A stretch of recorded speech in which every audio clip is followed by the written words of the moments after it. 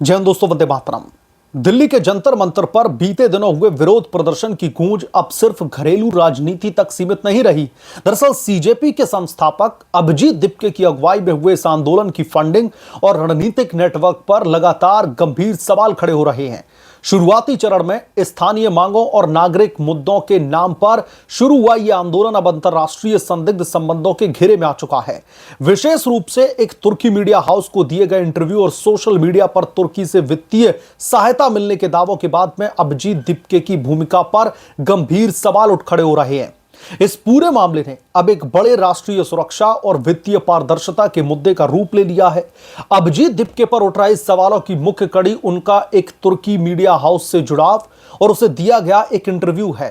दरअसल सुरक्षा विशेषज्ञों और राजनीतिक विश्लेषकों का यह मानना है कि देश के आंतरिक विरोध प्रदर्शन को विदेशी या फिर विवादित मीडिया संस्थानों के सामने प्रस्तुत करना महज एक संयोग नहीं हो सकता। इसके अलावा जंतर मंतर जैसे संवेदनशील स्थान पर लंबे समय तक चलने वाले विरोध प्रदर्शनों, टेंट व्यवस्था, खान पान की व्यवस्था और मीडिया कवरेज के विशाल लॉजिस्टिक्स के लिए धन कहां से आ रहा था। अब बहुत सारी शंकाएं पैदा हो रही हैं। अभिजीत दीपके के ऊपर कई सारे गंभीर आरोप लग रहे हैं और ये कोई आरोप मैं अपनी तरफ से नहीं लगा रहा, बाकायदा तमाम मीडिया हाउसेस में इनको रिपोर्ट किया जा रहा है। सोशल मीडिया पर लोग इसके बारे में चर्चा कर रहे हैं। ये अब एक बहुत बड़ा सवाल उठ खड़ा हो गया है कि दीपके के पास में फंडिंग कहां से आ रही थी। सोशल मीडिया पर चल रहे दावों और शुरुआती आकलनों में आशंका जताई जा रही है कि इस आंदोलन के पीछे तुर्की आधारित कुछ गैर सरकारी संगठनों या फिर एजेंसियों के जरिए वित्तीय मदद पहुंचाई जा रही थी। मामले की गंभीरता और विदेशी हस्तक्षेप के अंदेशे को देखते हुए भारत सरकार और गृह मंत्रालय इस मामले की तह तक जाने के लिए कई बड़े कदम उठा सकते हैं।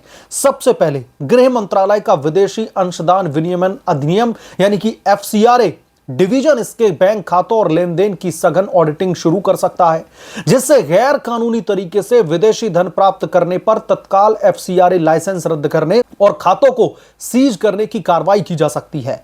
अगर दोस्तों ये बात सामने आती है कि फंड सीधे बैंकिंग चैनल के बजाय हवाला या फिर शेल कंपनियों के जरिए भारत लाया जा रहा था, तो इन्फोर्समेंट डायरेक्टोरेट की स्पेशल टीम अब वो prevention of money laundering act के तहत वित्तीय धोखाधड़ी और मनी लॉन्ड्रिंग का मामला दर्ज कर सकता है।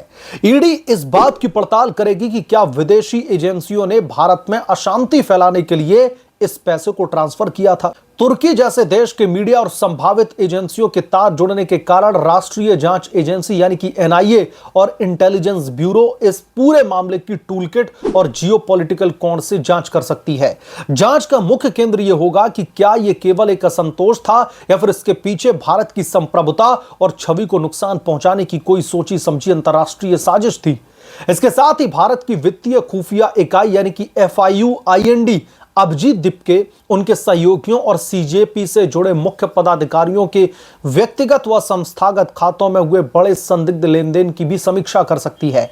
यानी कि इन शॉर्ट अगर हम समझें तो भारत सरकार गृह मंत्रालय के आदेश पर जो जितने भी अधिकारी हैं वो CJP के हर एक कार्यकर्ता पर, हर एक जो भी लोग जुड़े हुए हैं उन पर नजर रखेगी। इस पूरे घटनाक्रम के बाद में मामला अब अदालत के दरवाजे पर भी पहुंच गया है। दरअसल दिल्ली हाईकोर्ट में एक जनहित याचिका दायर करके जंतर मंतर पर हुए प्रदर्शनों की फंडिंग और तुर्की कनेक्शन की निष्पक्ष जांच करवाने की मांग की गई है।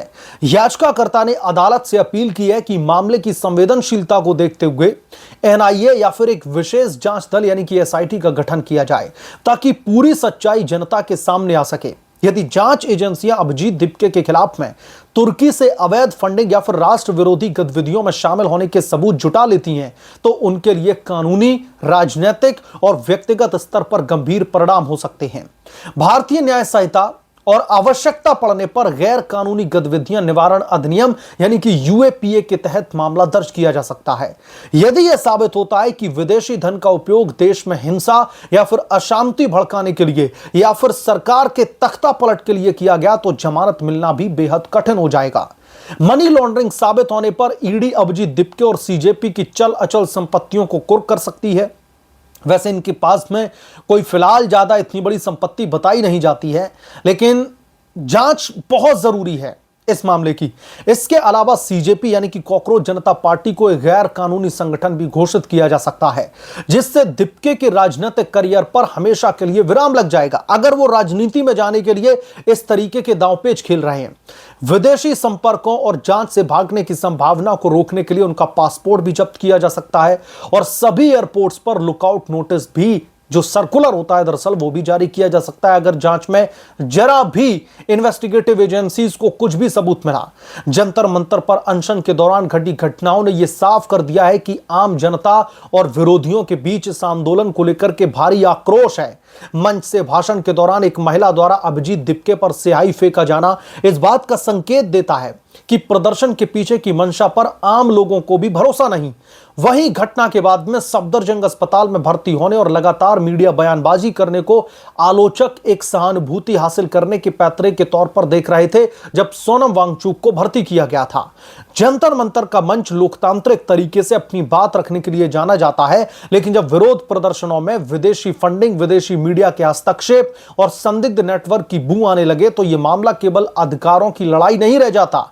अभिजीत दीपके और उनकी पार्टी सीजेपी इस समय संदेह के सबसे बड़े घेरे में है। आने वाले दिनों में गृह मंत्रालय, इन्फोर्समेंट डायरेक्टोरेट और अदालती रुख से यह तय होगा कि यह मामला केवल एक राजनीतिक आंदोलन की विफलता या फिर इसके तार सीमा पार बैठे किसी बड़े नेटवर्क से जुड़े थे। यह जांच के बाद ही इस पर कुछ कहा जा सकता है।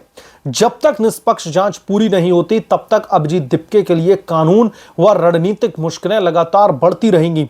और समझने वाली बात यह है कि बहुत सारे ऐसे सोशल मीडिया के पोस्ट हैं जिसमें दावा किया जा रहा है कि अभिजीत दीपके की फंडिंग की जांच की जाए।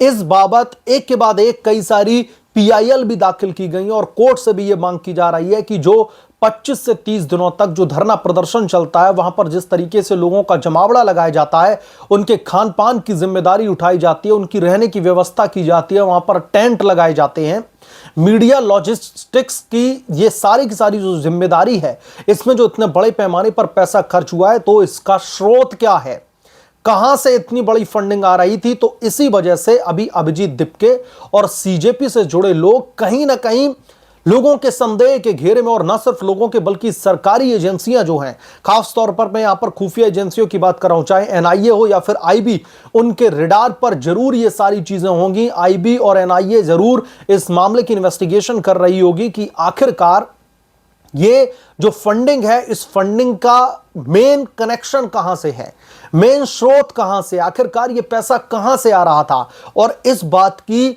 जानकारी लगाना मुझे लगता है कि अब इस देश के गृह मंत्रालय को, हमारी खुफिया एजेंसियों के लिए बहुत ही इंपॉर्टेंट हो गया है, क्योंकि एक मामूली सा आंदोलन शुरू हुआ, वो कैसे 20, 25, 30 दिनों तक सरवाइव करता है, कैसे वहां पर लोगों का जमावड़ा, तो चलो ठीक है, लोग इकट्ठे हो रहे हैं, सोशल मीडिया का दौर है, किसी ने भी वहां पर मीटअप के लिए लाइव एक कर दिया, लोग वहां पर पहुंच जाते हैं जो भी समर्थक होते हैं। लेकिन वहां पर जिस तरीके से खाना खिलाया जा रहा था, जिस तरीके से टेंट की व्यवस्था की जा रही थी, मिनरल वाटर जो है इतने हजारों लोगों के बीच में सप्लाई किया जा रहा था सुबह शाम दोपहर, तो यकीनन तौर पर इसकी जांच बेहद जरूरी है। और इस बाबत कोर्ट में भी कई सारी याचिकाएं दाखिल की गई हैं, जहां पर मांग की जा रही है कि इस मामले की इन्वेस्टिगेशन बहुत जरूरी है। तो कुल मिलाकर के जो अभिजीत दीपके हैं, जिन्होंने इस आंदोलन को इतने लंबे समय तक खींचने में एक बहुत बड़ी भूमिका निभाई है, तो अभी सबसे बड़ी भूमिका निभाने वाले अभिजीत दीपके खुद सवालों के घेरे में हैं। संदिग्ध की निगाह से लोग उनको देख रहे हैं कि आखिरकार ये फंडिंग का पैसा कहां से आया। अब इंतजार है इस देश की जांच एजेंसियों की इन्वेस्टिगेशन का, कोर्ट से कुछ बड़ी खबर आती है उसका। जैसे इस पर कोई बड़ा अपडेट आएगा, मैं तुरंत आपके बीच में लेकर के हाजिर हो जाऊंगा। बहरहाल इस मामले पर आपकी क्या राय है, आप क्या सोचते हैं, हमें कमेंट करके जरूर बताएं। जल्द मिलूंगा किसी दूसरे बड़े अपडेट के साथ में, तब तक के लिए धन्यवाद। अगर आप लोग चैनल पर नए हैं तो प्लीज चैनल को सब्सक्राइब करें, साइड बने बेल आइकन को जरूर प्रेस करें, ताकि जब भी मैं कोई बड़ी खबर लेकर के आऊं तो इसकी जानकारी सबसे पहले आपको मिले।